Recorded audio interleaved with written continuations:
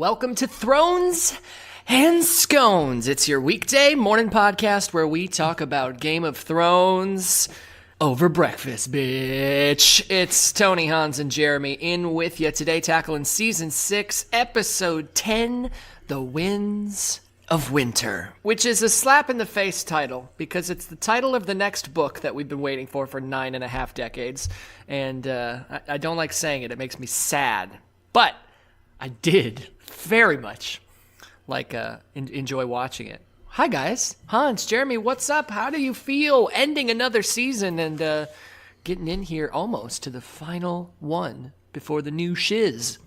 Feels good. Yeah. Feels real good. Satisfactory. This episode is a humdinger, I like to say. Humdinger. Now, Jeremy, when you were growing up back in the Depression, Yes. What would you guys use that word for to describe? You know, like the weather's hot as a humdinger, or that's a nice fine lady in that full gown, humdinger, and I got a humdinger from it. I mean, all those things. If you went and got a bowl full of dust, dusty strawberries to eat and try to pick around the rotten worms, and there was some extra little sawdust in there for protein, that was a good humdinger. Nice humdinger. Yeah. Maybe if only 2 of your infant brothers die of dysentery, that's a pretty good humdinger. It's a good humdinger. Cool. Well, you know, good shit. Good historically accurate way of describing through the Depression. Yeah, Real I think humdinger I mixed that 9 was. different time periods as well. But hey, I wasn't around back then. I was born slightly after the Depression. Just missed it. Just outside. So, oh well. Well, guys, this is a big, busy episode. Would you like a little reminder of what goes diggity down with some plot action? Yeah. Yes. How would you like this plot action today? Again, it's an important episode. Lots happens. Consider that when making your decision. I don't know why, but I feel like you need to give us a character from the episode.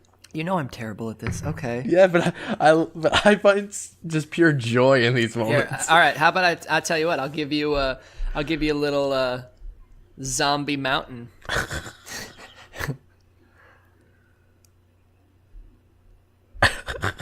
Nailed it.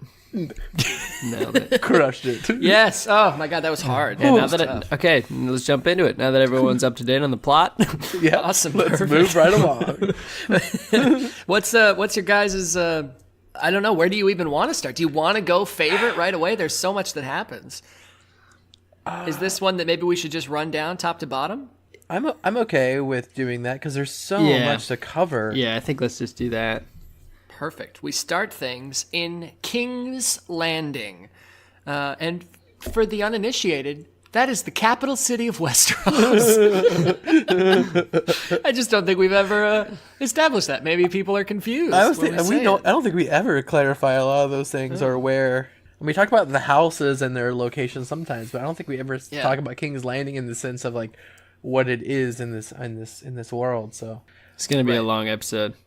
Imagine, if you will, that it's like Washington, D.C., except all the people in power are like dickheads. Whoa. So it's like Washington, D.C. Oh my gosh! Do you guys feel that political wit? Ooh. Did I just bring out a little humdinger for you and establish my moral high ground and my incredible intelligence there with dropping a little political humor on your bitch asses? Anyway, so we start out in King's Landing with Cersei getting dressed. She's going through her emo phase. A little bit. Do you think that she is... We're going to get through things pretty quickly here, so I feel okay saying this. Do you think that she is preemptively in mourning? Like, do you think she knows what's going to happen with her young one? I don't... To an extent? I think in the show when she finds Tommen, I think that smugness isn't as present, you know? But I also think like she's already accepted kind of like she knows... with the kind of like the witch prior kind of foretelling of her children's death. Like she just check that box. I knew this was coming. That's okay. I'm gonna fuck everyone over. And fuck them over she does. Yeah. We do get a while of it. By the way, it's trial day, in case you neglected to mark your calendars. It's time for a trial for Loras and for Cersei as well. So we go to the Sept of Baelor, and Loras is given mercy. That mercy entails renouncing everything that he's ever held, including his family name, titles, money, lands, and inheritance, and then getting a 7-pointed star drilled into his face. So Comfortable. pretty merciful, you know? That's like a slap on the wrist. I know. And all he did was fuck some dudes. I mean, let me tell you. If you drilled a star on my face. For dude fucking, man. Count me starful. it'd be rough go of it. Just, so, yeah. What did you guys... I thought that was a pretty cool... Laura seems pretty damn broken at this point, obviously.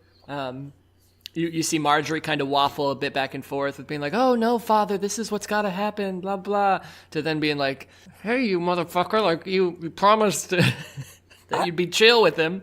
I actually don't get Marjorie and the way this ends for her in this sense. Because, like, that whole scene where she hands her... Olenna that rose of like, hey, I still have my mind. Like, I thought that was going to be like a turn for her to plot something, you know, for her to enact some sort of revenge or whatever. And then to see that, you know, obviously with her death in this, I just don't like that. Just seems empty then to me. And I'm wondering if it's because this is the direction the show goes versus something else is going to happen in the book.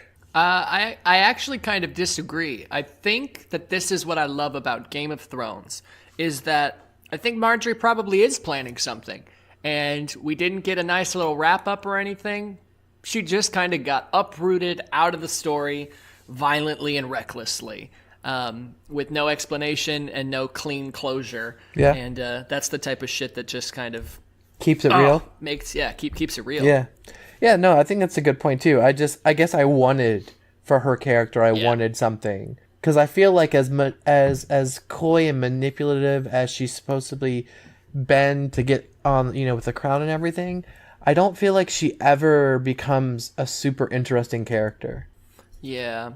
Just in case people are listening and they're like, oh, wait, whoa, what? Marjorie seemed young and in good health. Did she have like some sort of disease that no one caught? She tripped. Or maybe she tripped down the great, you know, there's a lot of stairs. A lot of there. stairs. Hans, would you care to just kind of regale to the audience who might have missed this episode, what happened to Marjorie? Bitch blew up. She did. And are we talking like spontaneous human combustion? No. The Cersei used wildfire to explode that sept. But not like the whole thing. Oh, the whole thing. Oh my god. But wait, wasn't a lot of people in that sept, Hans? Tons. But like I'm talking half a like a dozen. lot of named characters. We're talking Marjorie. We're talking Loras. We're talking High Sparrow. We're talking Lord Tyrell that I don't remember his first name. We're talking Kevin. we're talking Lancel. We're talking Kevin. Loses a lot, Kevin's name. And a bunch of just no-name people as well. Bunch of dudes, yeah. Bunch of dudes. Holy balls, yeah. This is a crazy move on Cersei's part. I think we knew she was trying to plan something big. I'm starting to think the reason she wanted Olenna to stick around was to blow her up, not actually to get her help. Lancel, not in the sept, but does absolutely get blown up as he is led down to... At first I was like, why would you do this thing with Lancel where you have this kid like lead him down these tunnels? Because all you do is risk potentially him stopping it, like at best. Right. You add a little... But then just going forward with what Cersei does, I think that he's kind of part of the reason why she's in the position that she's in, and she has shown that she very much wants to enact some sort of mental torment and anguish on those people. So from that aspect, I get it. The thing I didn't get was why bring Maester Pycelle into this room full of kids to stab him to death. Yeah, he also died. I didn't get that either, really. Yeah. I get wanting to kill him. I've wanted to kill him for 5 seasons now. Absolutely. But he's an old man. Just go into his room and stab him. Like, Yeah, he's not even part of the whole, King's, group now anymore, the council. Like, so I don't even see who he's threatening unless, as we learn, that Cersei's just like cleaning house, just like anyone and anyone who she feels would be a consultant against her will. Just, she wants pure loyalty and like, nope, you fucked me in the past, you're gone. By the way, I like the way Lancel died. I thought that was super cool. I love the stab in the spine, the realization. But the other thing is, and this explosion is pretty damn impressive, right? Like, it is. Looks good. It looks good. I feel like with that much wildfire, the entire King's Landing would have exploded. especially because we know there are other caches of it. Exactly. That and they're like notoriously unstable. Right. That like this massive explosion. I mean, I'm not saying it was a given, but I wonder if they thought like, hey, this is probably a possibility. Yeah. And, we you know, can they lose rolled half on. the city into the water around us or something. Exactly. Oh. It's pretty nuts. But it was So, I cool. don't know. It was cool. It was really, really a neat scene, and I actually liked the way that Tommen is kind of seeing the wreckage, doesn't say anything, puts the crown down, and just walks out. Walks out the window, and that was so cool. Just like you hear, just like I liked- fluttering from what he's wearing, like in the air. So cool. Yeah, I No scream. thought the direction of this episode, even compared to others, was pretty unique and cool. There was a lot of just like quiet moments, and a lot more like behind the scenes, just music, quiet, like kind of ambient type scenes, and then all of a sudden a giant explosion. Yeah, it's duality. Yeah, You know? it built It's about up. It built up really, really well, though. I thought it was really cool.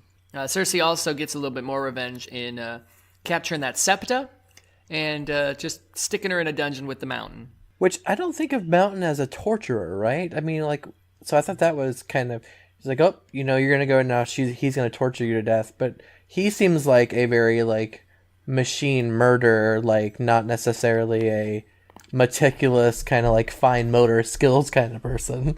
Yeah. I don't know the specifics of what's about to be done. I think she absolutely starts screaming before he even does anything, so I'm sure her being a godly person, him being this weird, messed up creature of undeath, there's this backhandedness to it. Maybe there's a sweet demon baby coming. Maybe there's a demon baby coming. That's a great point, Jeremy. Demon baby. Yeah, so King's Landing, a lot happened. We have Lots all happens. Quickly, by the way, this is all within the first 10 minutes of the episode. It's very fast. that. And then she goes up and just plants herself on that sweet, sweet throne. Queen, yes, that's toward the end of the episode, but yeah, Queen Cersei. She has no more heirs. Mm-hmm. There is no one else. She can finally reign supreme as Queen Supreme. And, Guys, and Jamie looks completely clustered, right? He has isn't this what he wants? Doesn't he just want her? And yeah, he seems so disappointed. I think he's starting to see. I mean, she did something that he very much killed the king to try to prevent. Right, exactly. So yeah, Jamie's got some conflict brewing, which is good. Jamie needs conflict to be a good character. When he's not conflicted, he just does pushes some kids out of stupid buildings shit, and yeah. rapes people. Yeah. And I don't appreciate that. Yeah. So conflict him all you want. Where do you guys want to go next? To Old Town? Oh yeah, with which honestly was probably not my favorite part of the entire episode. I guess it was a calm down or a slow down in the show, just to give a little bit of light humor. I mean, so Sam gets there, he's gonna be a maester, and is just kind of given the reality that this may not be all fun and games for him. I don't know. Yeah, the Maesters are a douchey bunch, Yes, yeah. as we have found. But Old Town Old Town looks pretty great, and that, I don't remember what it's called, the tower, very cool. That library is baller. It's baller. It is. Yeah. It's very, very fantasy-esque. Huge mirrors and lights and shiz. It's pretty cool. So, yeah, so Sam may or may not get to become a maester. I don't know. It's not as cut and dry as things are looking. Right. We'll find out, I suppose. That's all that happens there. Again, thankfully, it is a little boring. Yeah, I don't have much Especially on for that note. such I put just like a walk with Sam. So After that, we go to the north, and Davos is emotional. I hate to see him so sad. Oh, dude had me tearing up here. Davos confronts Melisandre now that the battle is done and won. oh yeah, About burning Shireen. fuck that It's a good, stink. it's a good moment. Glad he finally got to confront her. How do you feel about how Jon handles things? I'm reminded of a quote. Let him slap me on the wrist and give me my supper. That's how he deals with traitors, our king in the north. I do a little downslide there for Rob. I hope that's not foreshadowing. Yeah, and But what do you do if you're Jon? Like, this woman is literally responsible for your existence right now. You gonna kill her? I would think not. I think what he does is about all he can do. Yeah. Davos seems to be accepting enough of it. Yeah. and again, this is where we don't. I'm trying to remember. Do we get her any in 7? Well, I think it's because it's very much like now they're even, right? Because like you said, she gave him his life back, and then you could say he's giving her life back now rather than killing totally. her. And then, but if he sees her again, she's dead, kind of thing. Like they're even. For sure. Yeah, it's pretty crazy. As for the rest of the North stuff, I'm trying to jump ahead here in the episode. Littlefinger and Sansa have a little, they're just chatting. Littlefinger's seemingly straight up pretty honest, saying, hey, you know what I want? I want to be on the Iron Throne. You know who I want to be my queen? It's you, baby. And she doesn't necessarily reciprocate those feelings. Yeah. Doesn't shut him down as much as she probably should, though. Yeah. Right, which is why Sansa is annoying sometimes to me, because she continues to make questionable decisions, and like you said, always finds a way of making the worst decision out of those. So she's playing it close to her chest right now, and it's going to pan out a way in the next few episodes that frustrate me to hell. But the payoff and the actual explanation of why and what she's doing, I do think is worth it. Oh, yeah. I mean, I like that she points out the fact that because it's where he declares himself for the Starks, but she's like, you declare yourself for houses all the time, and you always serve you, and so she's like, so don't give me that shit. By the way, I know that you were involved in my dad's essentially dying. So, oh yeah. Last thing in the North, we get in this part of the North at least. A familiar little chant going on, led by Lyanna Mormont, who literally, I didn't feel like the scene was that emotional, and I was tearing up a little bit. This little girl is a powerful speaker. Yeah.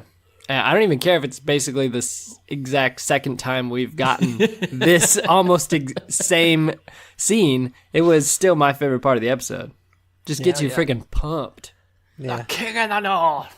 The King of the North. I just don't, and I thought all the speeches were good. I thought Lyanna's was the best. But then I just think it's annoying, like you said. I think the whole Sansa thing is annoying, where she's happy at first, and then all of a sudden she just looks like she's kind of annoyed, and then looks over at Littlefinger, and that's the only part of it I didn't like, because it's misleading. In the moment, I'm thinking is how is she not happy about this? Yes, right. Littlefinger has planted that seed, and now she's had so much shit happening to her that just being in the North or being at Winterfell without fucking someone raping her and having her blood be back on the be back as king or something, it all seems like she should be. This is the best part of her entire life almost since she left Winterfell the first time. But no, she's got to be distraught. Closing up, let's go slightly farther north with Bran and Mira making their way back down south. Benjen Stark leaving them as they approach the wall, and Bran just taking some time to Getting a weirwood little time travel in here because I'm certain that they're out of harm's way. Making their way down south. White walking fast.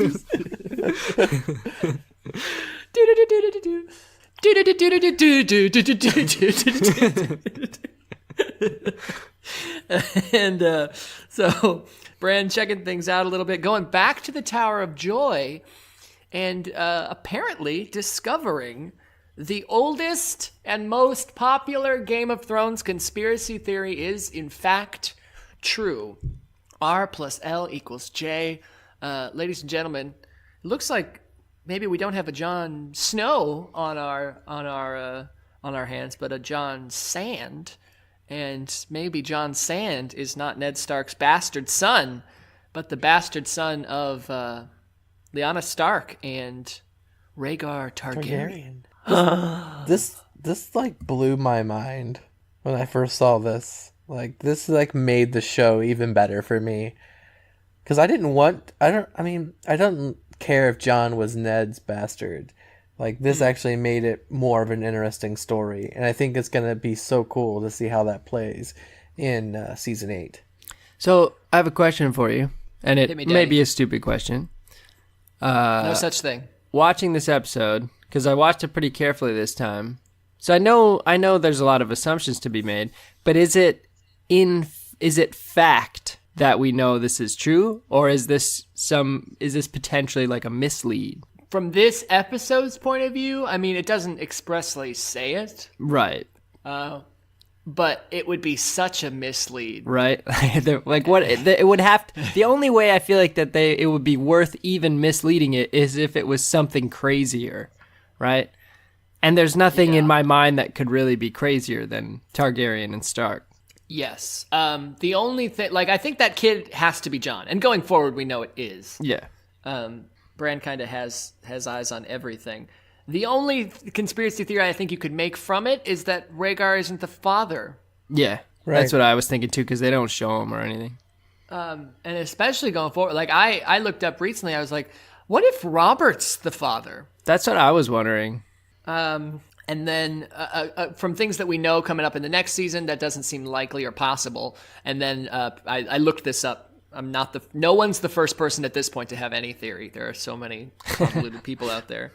And I guess in the book, timelines just don't even make it possible at all. So it doesn't seem like anything could be that, but it's interesting to consider. Yeah. Because my only thing is, sure, Melisandre was wrong about Stannis, but she had to use the rightful king's blood, and all the blood magic worked. So Stannis and Jon have to be connected somehow, right? Yeah, you'd think so.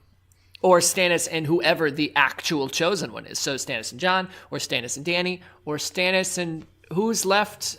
Is there any Baratheon person left to be king? Edric Storm, who is not a character we've been seeing in the show. Don't know. Gendry, I guess. Gendry. It's Gendry. Yeah. Gendry. Gendry is the king in the north. We assume Gendry's still alive. What do you think he's up to?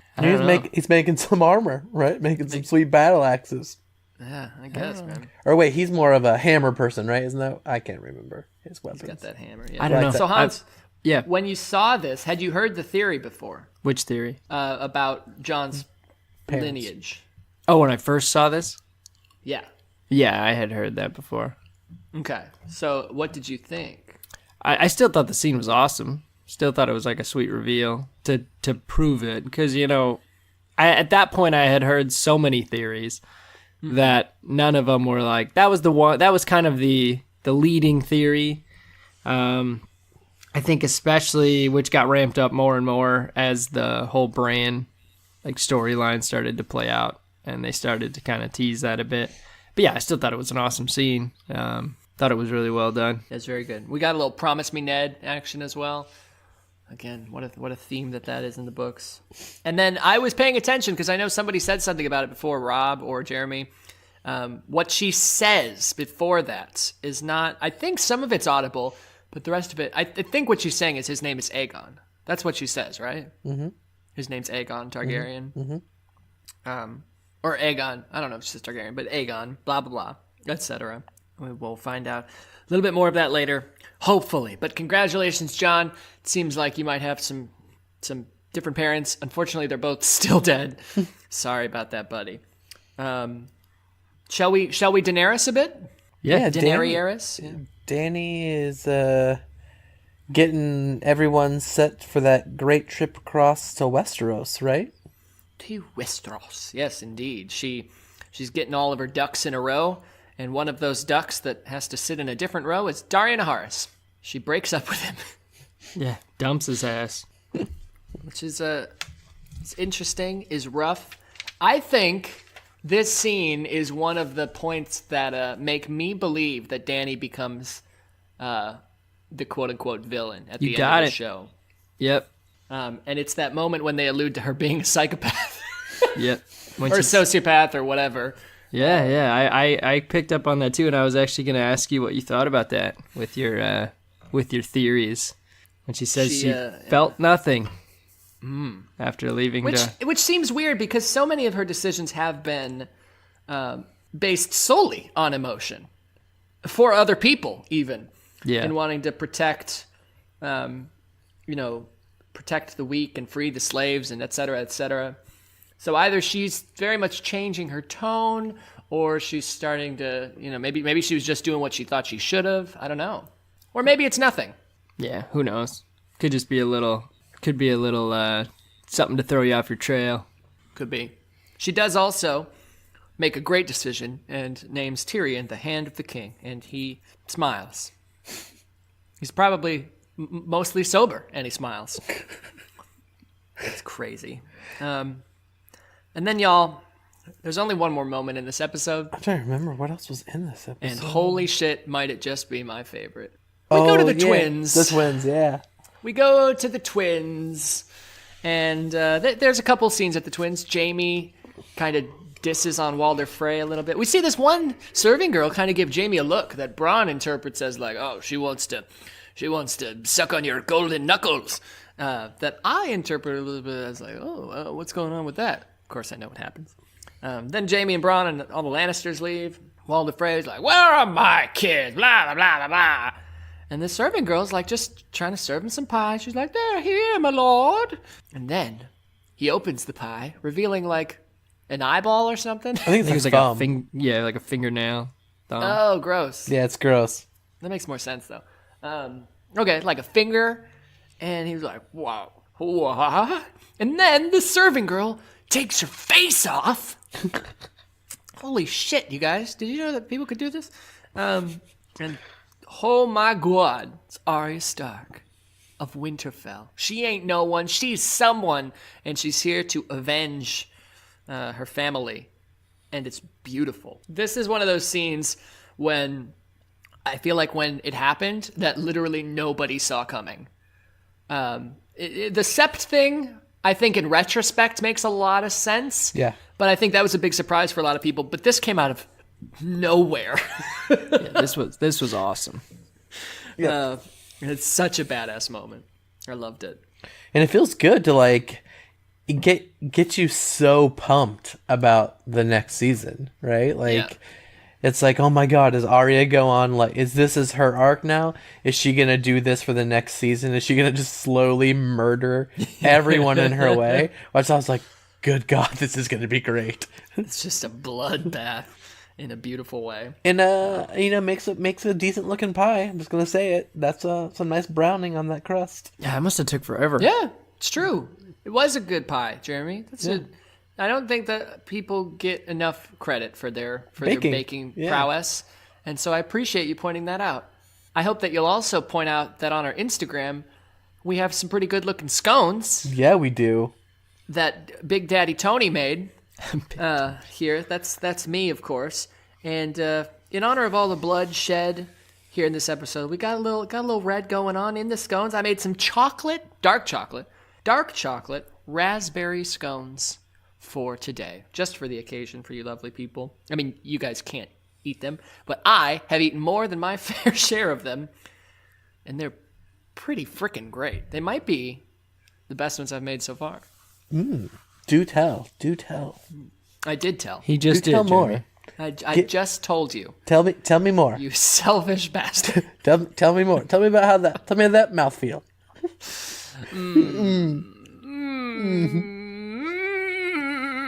Are you down with GOT? Yeah, you know me. You know me. They're very good though. The tartness of the raspberry, I love raspberries. the dark chocolate. Honestly though, I found with all of the chocolate ones, they don't necessarily benefit, and I think it's like a sugar content thing. Or it's because like I've always used dark chocolate, so maybe it's like a cream content thing. They do not benefit from being warmed. Like they kind of have to be room temperature to be tasty, which is weird. Cool. I wouldn't know. Yeah. So, did you use any coffee in the chocolate? Like when I you're did not. I find that if I'm doing anything now with chocolate, and I'm melting it, I always try to add coffee. Especially if it's milk chocolate, because that's too sweet for me. So then coffee adds cuts that a little bit, which is even better tasting. And I'm not a white chocolate fan per se, but I've also done white chocolate with coffee, and that is super good. I used to be so into white chocolate as a kid. I'm not super into it as an adult, but I find like a little bit of white chocolate in or on something Yeah. pretty great. Pretty- Like especially with pretty anything dope. fruit related. Like Yeah. you just introduce a little white chocolate, it goes a long way. Yeah, you don't need a whole lot. Hell no. White chocolate, not even chocolate. Yeah, exactly. By the It's way, cocoa butter or something like that. something like that. Something butter. Something butter. If you guys had to use one form of butter as lubricant for sexual purposes, what would it be? Oh, that's easy. That'd be the clarified butter warmed up. The natural Little ghee for me. the natural question to come from that conversation. That way there's no, you know what's coming. It's clear. You can see it. That's true. It doesn't impede the visual. Doesn't impede the visual. Fair enough. And it handles temperature so much better. Yeah. Does it? I feel like clarified butter burns, doesn't it? It doesn't. Oh no, it has a much higher burning temp compared to like. Actually, that makes sense. I guess you remove the fats. Yep. Or the protein, Duh. right? Protein. Hans, what about you? Oh, I have to select one. Yeah, of course. Didn't you hear the question? Can I get I'm not a big chef. Can I get some butters? Sure. You have butter. Okay. You can go the clarified butter route. What's clarified butter? Which is essentially like when you separate butter into oil versus oils the protein and dairy. I'll actually give you the definition. Hold on. Keep going. Give options. You could use brown butter. Ooh, You could use God damn it. you could use margarine. I'll allow that. Okay. You could use cocoa butter. The building blocks of white chocolate. You could use Peanut butter? peanut butter. Ooh, Sure. Of almond course, butter? Almond butter. Coconut butter. Is coconut butter a thing? Because there's coconut and like avocado oils, and any of the oils you can make a butter from them. So I would Fair assume, All right. Coconut butter, Hans. and it's Really butter. opens up the doors. I feel like it's not a butter, but just to throw a curveball, because I don't think anyone would choose it, I'm going to say you can choose cottage cheese.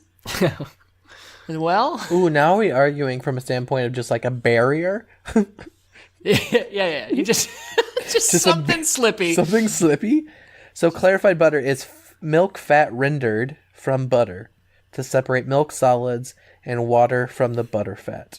What is the other part of it? Because that's something as well. People use that. Oh. Is that what ghee is, or No, ghee is the actual clarified. it is butter. clarified butter? Yeah. That's the word for it. Okay. Yeah. The other thing is called something as well, and people use that. Yeah, that's what I'm trying to Hans, find. I'm going to say you can use probably bacon fat. Oh, okay. I think I'm just gonna have to go. I'm gonna have to go old school here and just say I'm just going natch butter, Salted or unsalted? unsalted, obviously. Unsalted. Just in case it gets a little wild and there's any open wounds that arise, there's no salt just like Salt stinging those digging wounds. into that. Yeah. That's fair. Good call. Yeah, slippery when wet. That's true. We hope that you've enjoyed this edition of We're trying. Next time, maybe we'll decide what kitchen-based oil would be best. For sexual acts. As our Game of Thrones seasons are kind of we're well past the halfway mark, almost getting into our last quarter here. We're hitting getting close to the home stretch. We're trying to subtly transition into our porn channel. And we want to come in strong, breaking new ground and things. So, Thrones and scones branded clarified butter. Oh yes, Put it on multi-purpose, things. 2 in 1. Put it on things. Put it in things. right on the box. Not meant for cooking.